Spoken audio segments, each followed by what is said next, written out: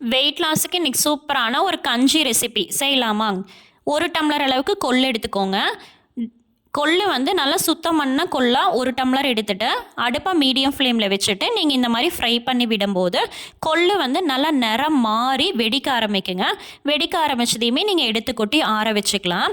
அதே பேனில் 1 டம்ளர் அளவுக்கு பார்லி அரிசி எடுத்துக்கோங்க. எல்லா டிபார்ட்மெண்ட் ஸ்டோர்லேயுமே பார்லி அரிசின்னு கேட்டிங்கன்னா கிடைக்கும். பார்லி அரிசி நல்லாவே நம்மளோட தேவையில்லாத கொழுப்புகளை கரைக்குங்க. மீடியம் ஃப்ளேமில் வச்சு நீங்கள் இந்த மாதிரி ஃப்ரை பண்ணி விடும்போது மொட்டு மொட்டாக பார்லி அரிசி பந்தாக வருங்க. கலர் மாறி மொட்டு மொட்டாக வரும்.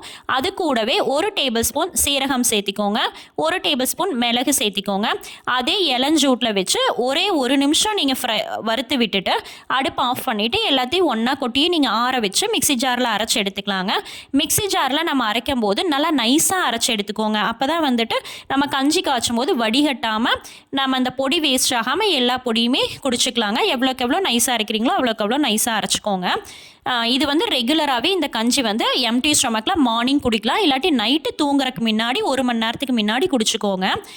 நான் இன்னைக்கு கஞ்சிக்கு வந்து பார்த்திங்கன்னா ஒருத்தருக்கு 1.25 டம்ளர் தண்ணி நம்ம அரைச்சி வச்சது 2 டேபிள் ஸ்பூன் போட்டுட்டு ஒரு மிக்ஸ் பண்ணி விட்டுருங்க. கட்டியெல்லாம் சேராதுங்க. மிக்ஸ் பண்ணி விட்டுட்டு ஒரு பிஞ்சளவுக்கு மட்டும் சால்ட் சேர்த்துக்கோங்க. அதுக்கப்புறம் நம்ம அடுப்பை மீடியம் ஃப்ளேமில் வச்சுட்டு ஒரு 5 நிமிஷம் மட்டும் நீங்கள் கொதிக்க விட்டுருங்க. இந்த மாதிரி பொங்கி வரும். லைட்டாக தண்ணியாக தாங்க இருக்கும், கெட்டியெல்லாம் ஆகாது. அவ்வளோதான். 5 நிமிஷம் நீங்கள் இந்த மாதிரி கொதிக்க விட்டு எடுத்து குடிச்சிக்கோங்க. ரெகுலராக மார்னிங் குடித்தா நல்லாவே நம்மளுக்கு ரிசல்ட் இருக்குங்க.